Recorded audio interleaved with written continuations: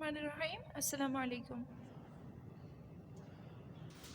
This is our round 3 and the chapter that we are starting is chapter 8 editing cell contents in Excel 2013. Excel हमारे पास वो software है जिसमें हम changes पढ़ रहे हैं कि हम उसमें किस तरह से चेंजेस कर सकते हैं।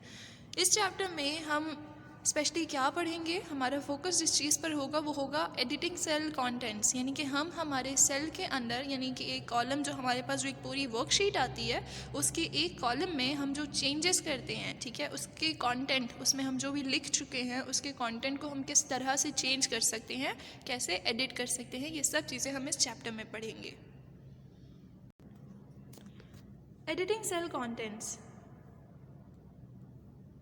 After you have entered data in a cell, you might need to change it in some way or the other. There are two ways in which you can edit the cell's content. हमारे पास दो तरीके होते हैं कि हम हमारे cell के content को किस तरह से चेंज कर सकते हैं। एक तो ये है कि by overwriting, thus changing the content completely. Overwriting यानी कि आप जितना भी लिखते चले जाएंगे, आपका रो जो है, जो आपका कॉलम है, आपका सेल जो है वो उसी तरह से बड़ा होता जाएगा, इंक्रीज उसका साइज़ होता जाएगा। दूसरा ये है बाय मॉडिफाइंग देम पार्शली, यानी कि उसकी सेटिंग्स में से जाकर आप उसके अंदर जो चेंजेस करना चाहें वो आप कर सकते हैं।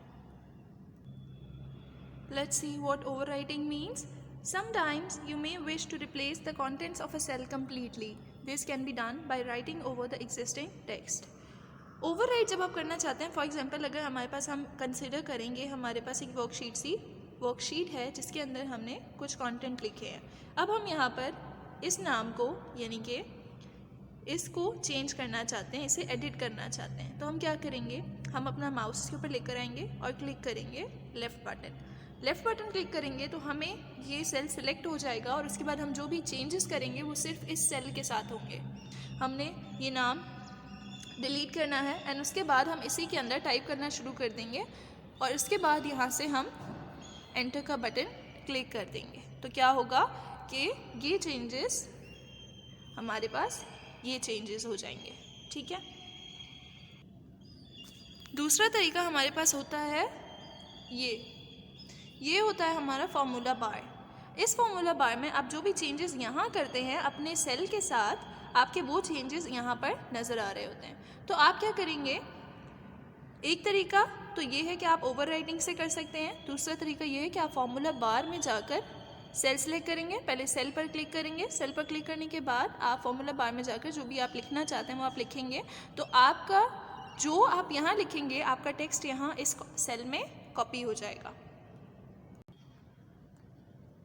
हम अनडू और रीडू के बारे में पहले भी बहुत बार पढ़ चुके हैं। हम जानते हैं कि अनडू और रीडू बटन का फंक्शन क्या होता है। फॉर एग्जांपल अगर हमसे कोई मिस्टेक हो गई है और हम चाहते हैं कि हम उस स्टेप को एक स्टेप पीछे चले जाएं, यानी हमने जो भी टाइप किया है हम उससे एक स्टेप पीछे चले जाएं, तो उसके लिए हमारे पास होता है अनडू बटन।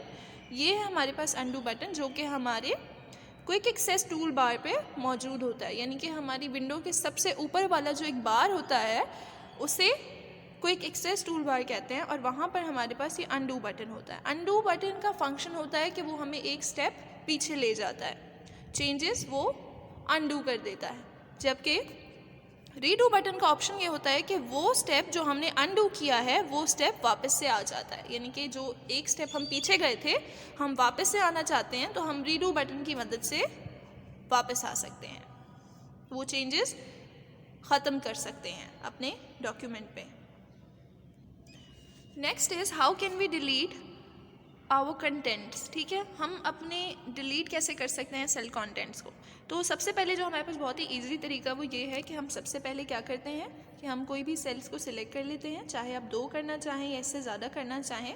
सिलेक्ट करने का तरीका यही होता है, आप अपने माउस को लेकर आते हैं एक एज पर, किसी एक सेल के एज पर, और उसके बाद आप क्या करते हैं अपने माउस का लेफ़्ट बटन होल्ड करके रखते हैं और उसके बाद माउस को ड्रैग कर लेते हैं ऊपर की तरफ।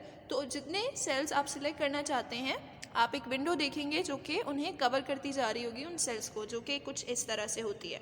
अब आप देख सकते हैं, आपको नज़र आ रहा है कि ये 2 सेल्स सिलेक्टेड हैं। अगर आप इन 2 सेल्स की जगह जितने भी करना चाहें वो आप कर सकते हैं। सेल सिलेक्ट करने के बाद आपने करना यह है कि अपने कीबोर्ड पे डिलीट की एंटर कर देनी है, तो आपके सेल्स डिलीट हो जाएंगे। ये सबसे आसान तरीका है। जबकि इसके अलावा आपके पास एक और चीज़ आ जाती है कि जब आप सिलेक्ट करते हैं तो आपके पास एक स्मॉल विंडो ओपन हो जाती है, ठीक है। अब इस विंडो को हम कहते हैं कॉन्टेक्स्ट मेन्यू। ये होता है हमारे पास हमारा कॉन्टेक्स्ट मेन्यू।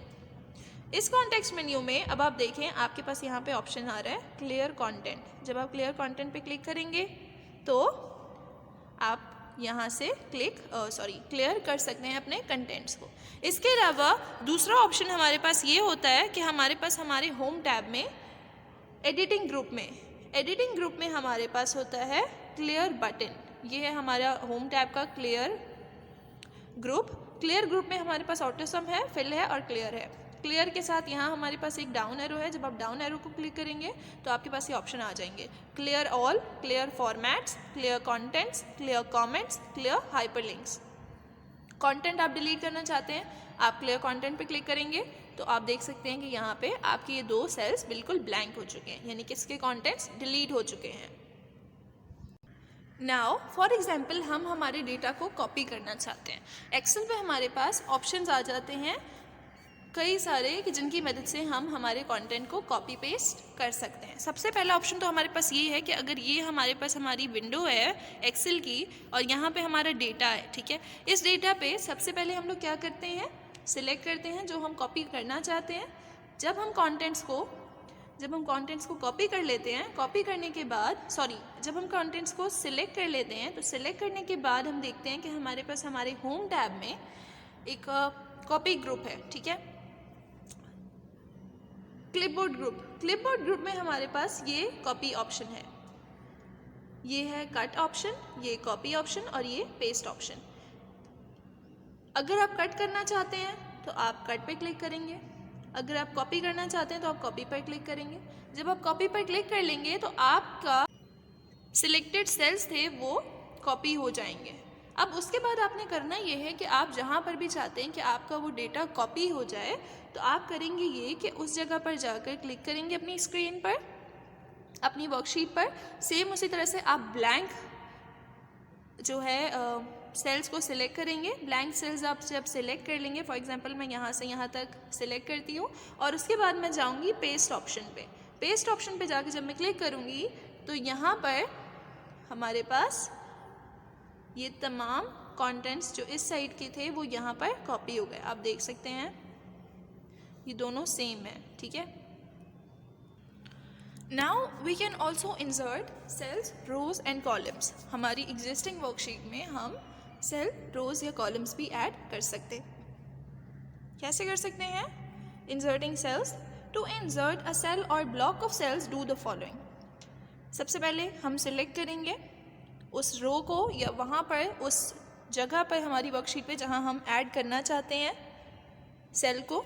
उसके बाद हम करेंगे ये कि हम होम टैब पे क्लिक करेंगे। जब हम होम टैब पे क्लिक करेंगे उसके बाद हम जाएंगे सेल्स ग्रुप में। होम टैब में सेल्स ग्रुप में जाने के बाद हमारे पास आता है ये इंसर्ट ऑप्शन। इंसर्ट ऑप्शन में हम डाउन एरो पर क्लिक करेंगे। डाउन एरो पर क्लिक करने के बाद हमारे पास ये आप देख सकते हैं insert cells, insert sheet columns, insert sheet. आप अपनी मर्जी के मुताबिक जो भी आप ऐड करना चाहते हैं आप इंसर्ट कर लेंगे तो आपकी वर्कशीट में सेल्स इंसर्ट हो जाएंगे।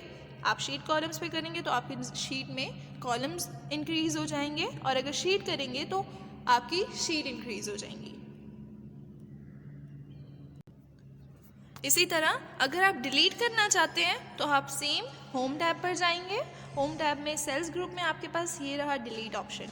डिलीट पे क्लिक करेंगे तो आपके पास इसी तरह से और ऑप्शंस भी आ जाएंगे कि आप सारे के सारे सेल्स को डिलीट करना चाहते हैं, आप उनके अंदर के कंटेंट्स को डिलीट करना चाहते हैं या जो भी चेंजेस करना चाहते हैं आप अपनी मर्ज़ी से उस पर भी कर सकते हैं। हम हमारी रो की हाइट को कैसे चेंज कर सकते हैं? How can we change our height of the row? उसके लिए हम करते ये हैं कि हम जाते हैं हमारे बॉर्डर्स पर, रो के एजेस पर। जब आप इस पर क्लिक करेंगे, माउस लेकर आएंगे तो आपको ये नज़र आएगा कि आपका एरो इस फॉर्म में चेंज हो चुका है। इसमें जब इस शेप में आ जाएगा तो आपके पास ये लिखा हुआ आ जाएगा कि आपके बॉक्स की हाइट इतनी है। अब आप अपने माउस को या इस बॉक्स को, इस एरो को यहाँ पर लेकर आएंगे और होल्ड करके अपने माउस के लेफ़्ट बटन को इसे ड्रैग करते जाएंगे टू द राइट साइड। तो क्या होगा कि आपका रो जो है वो उसकी हाइट बढ़ती जाएगी। टू द राइट करेंगे तो उसकी विड्थ बढ़ेगी एंड डाउन साइड पे करेंगे तो उसकी हाइट बढ़ेगी। So these are some simple settings that you can apply to change the row height. Another option that we can use is home tab में हमारे पास सेल्स ग्रुप में ये ऑप्शन आता है फॉर्मेट का। फॉर्मेट पे जब हम क्लिक करेंगे इस डाउन एरो पर तो आप यहाँ पर देख सकते हैं, यहाँ पे आपके पास रो हाइट है, ऑटो फिट रो हाइट है, कॉलम विथ है। ऑटो फिट रो हाइट का मतलब होता है कि आपकी जो सेल है वो ऑटोमेटिकली आपके कंटेंट के मुताबिक अपनी हाइट को एडजस्ट कर लेगा। इसी तरह ऑटो फिट कॉलम विथ है, अगर आप जितनी विथ रखना चाहें तो वो आपके कंटेंट के हिसाब से, जितना आप ऐड कर रहे हैं उसके अंदर, जितना आप लिख रहे हैं उसके हिसाब से वो एडजस्ट कर लेगा। डिफ़ॉल्ट विथ यानी कि जो सेटिंग्स एक्सेल के डिफ़ॉल्ट सेटिंग है आप वो रखना चाहते हैं। हाइड अनहाइड, अगर आप किसी सेल को हाइड करना चाहते हैं तो आप वो भी कर सकते हैं। शीट को रीनेम करना चाहें, ये तमाम ऑप्शंस आप लोगों को यहाँ पर मिल जाते हैं। So this was all. इस चैप्टर में हमने किस तरह से हम अपने सेल के कंटेंट्स को चेंज कर सकते हैं, उन्हें एडिट कर सकते हैं, ये पढ़ा है। घर पे प्रैक्टिस कीजिएगा। Take care. अल्लाह हाफ़िज़।